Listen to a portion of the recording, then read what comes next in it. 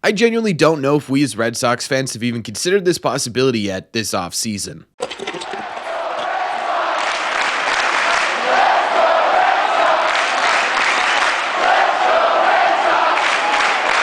What is going on, everybody? Welcome back to Red Seat Radio. My name is Corbin, and thank you very much for clicking on this video. I think as Red Sox fans, we're getting kind of desperate for the Red Sox to make a move, for them to really sort of finish up on these promises that they made this beginning of this offseason, specifically when it comes to a right-handed bat. With Alex Bregman seemingly fading out of existence, especially with the Red Sox sort of, I would say, apprehension to spend any sort of money, at least right now, it feels more likely that if this is going to happen, it's going to come via the trade market. And one possibility on there that, again, I don't know if we as Red Sox fans have considered yet fully is the idea of trading for Phillies infielder Alex Bohm. Now, the reason I bring him up is because he's kind of been on the trading block publicly-ish this entire offseason. Dealing Dave over in Philadelphia has sort of publicly made him available on the trade market since the beginning of the offseason. Now, recently, the latest reports have been that there's more than likely he's going to stay with the Phillies going into spring training, mostly because we're getting super close to spring training. There might not just be time to work out a deal, but I do think for the right move, Alex Bohm is still on the trade market. So why would the Red Sox be interested in Alex Bohm? Well, I think we got to start with his bat, because personally, this could be exactly what the Red Sox are looking for when they're talking about adding a right-handed hitter. Over the last couple of years, he's really figured himself out at the major league level. Between the All-Star campaign in 24 and 2023, he has a 277 average, a 329 on base percentage, and a 442 slug for a 112 OPS plus, 12% better than the average hitter in Major League Baseball. He's also averaging almost 40 doubles a season at 37.5 and almost 20 home runs a season at 17.5, plus an average of 97 RBIs a year certainly isn't a bad thing either. The dude has been flat out productive at the plate. On top of that, he doesn't really strike out a lot. In fact, he's one of the hardest strikeouts to get in Major League Baseball, at least over the last year or so, with a K rate in 2024 of just 14.2%, which was good for the 92nd percentile in the game. Only 8% of batters struck out less than him, which would be a huge upgrade to the Red Sox swing and miss problem they had from the right-hand side last season. And honestly, taking a look at the entirety of his Baseball Savant page, which measures sort of his outlying statistics here, there's a lot to be really intrigued about. There are a ton of different percentiles on this list that he's really excelling in. He hits the ball really hard. He's a high contact type player that could work really well for what the Red Sox are looking for. On top of that, I think his bat would play really well in Fenway Park. First things first, if you take a look at his spray chart from all of his hits last season, if specifically looking at the home runs he hit, a lot of them, almost all of them outside of two, were to the pull side. Usually, historically, pull power right-handed hitters who make a bunch of contact tend to do really well when they play 81 games at Fenway Park. Looking at what he's done specifically at Fenway Park, this is a really small sample size, so it's hard to really take anything from it, but overall, it's really good. It's a 316 average, a 440 on base percentage, a 474 slug, and a 914 OPS. Honestly, the bat profile just alone, if you put them on paper, kind of reminds me of what Nolan Arenado did over the last couple of years as well. Obviously, a little bit less home run power in there, but at the same time, too, the difference between the two is that Alex Bohm is 27, turning 28, entering the statistical prime of his career, whereas Nolan Arenado is 33, 34 in that range. I can't remember the exact range type, but he's on the tail end of his career. So Bohm has the potential to get better. Arenado has the potential, I still think, to get better, especially if he comes to Fenway, but also has the potential to get worse as he continues to get older. Now, again, I'm not going to make the direct comparison. Nolan Arenado's a probable Hall of Famer. Alex Bohm struggled until the last couple of seasons, so kind of tough to put those two together. I'm strictly just talking about the bat profile, which a lot of people thought Arenado's would work really well in Fenway. I think Alex Bohm's would work as well. Defensively, Alex Bohm actually had a really solid year. He was an above average infielder. Last season, he had 5 defensive runs saved, which was good for the 87th percentile in Major League Baseball. Again, about 37% better than the average fielder in Major League Baseball. Hey, that's a pretty good defensive metric if you're looking, in my opinion. It would improve the Red Sox defense as well, which again is a really big thing the Red Sox have sort of not really done anything for this offseason. So what you'd be getting in Alec Bohm, and why the Red Sox might be interested in a guy like this, would be a bat profile that works really well in Fenway, and it kind of fits everything the Red Sox have been looking for, and you improve the Red Sox infield defense as well. Plus, on top of that, you add in the age, you add in the cost control for 2 years. He's not a free agent until 2027, so you get him for 25 and 26. It feels like this could be a guy that would make sense trade-wise for the Red Sox if they're not looking to spend a whole lot of money on the free agent market. Feels like a match made in heaven, right? Well, there are some things that kind of stand out here in terms of reasons why the Red Sox might not be interested in a trade for Alec Bohm, so we also have to talk about those as well.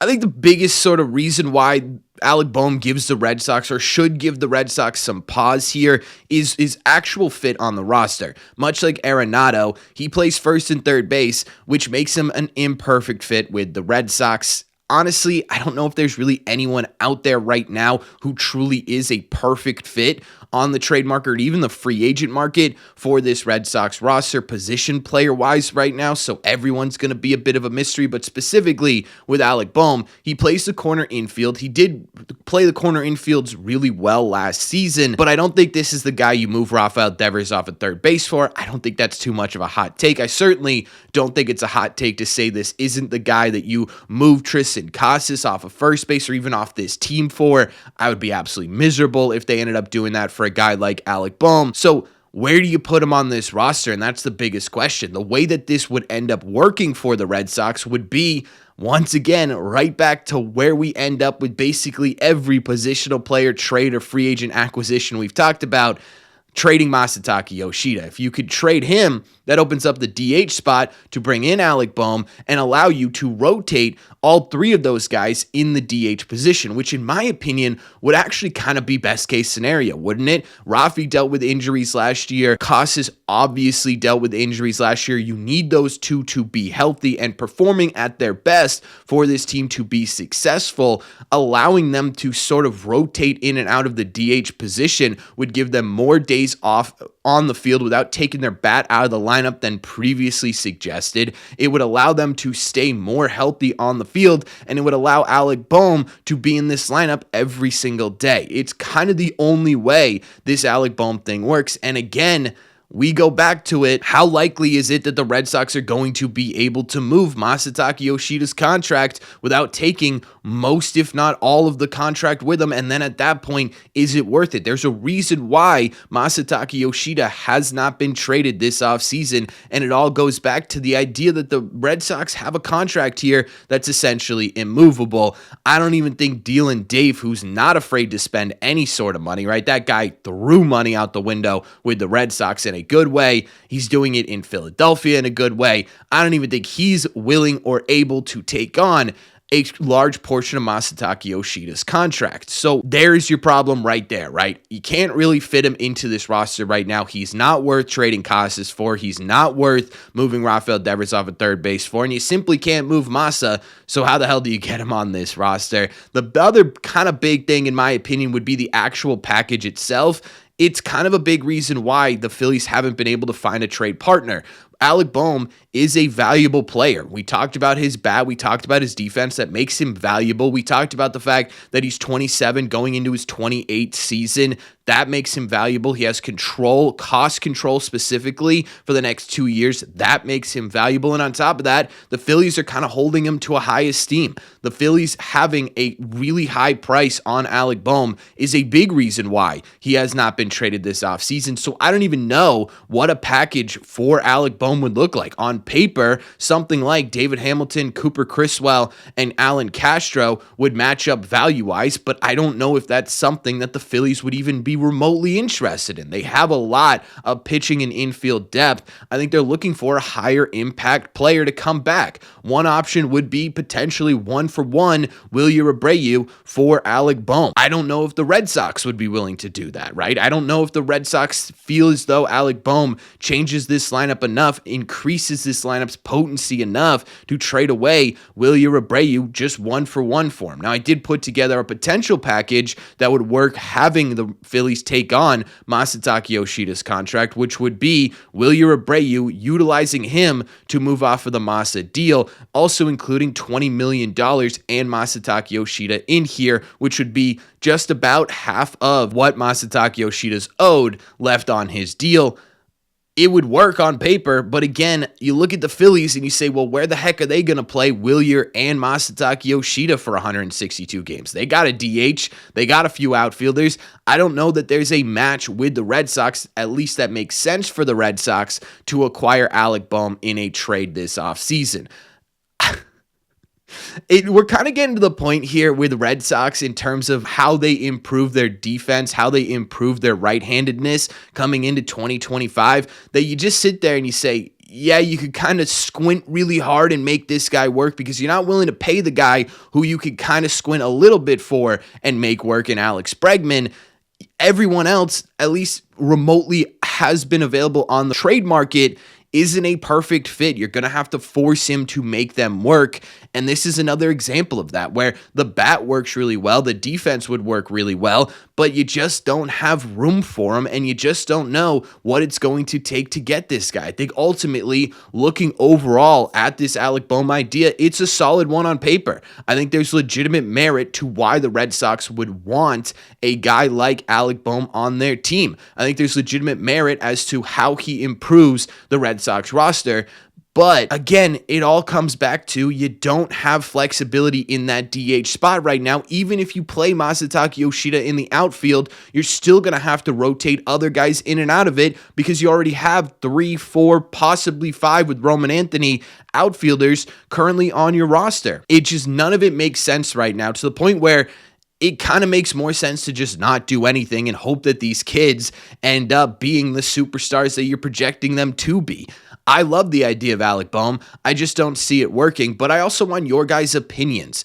Let me know in the comment section down below. I know it's not a perfect fit. I know that things are going to have to work around him to make it fit on this roster, but what do you guys think? Is this someone that you'd be legitimately interested in a trade package? Is this someone that you're sitting there saying, no, Corbin, I just don't see it. Like, I like the bat, but not worth moving Masa for. Is this someone that you're like, Corbin, what are we doing? Let me know all your thoughts on this trade possibility in the comment section down below. As always, if you made it to the end of this video, do me a favor, make sure you guys have hit that subscribe button if you haven't already. If you're new here, we talk Red Sox content almost every single day. Also, make sure you guys have hit the like button on this video as well. It just simply helps this video out a ton, and it's the best way to let me know you're enjoying the content. Don't forget, if you guys want to listen instead of watch these episodes, all you got to do is head over to your favorite podcasting apps and look up Red Seat Radio. Thank you all very much for clicking on this one, and I will see you in the Red Seats.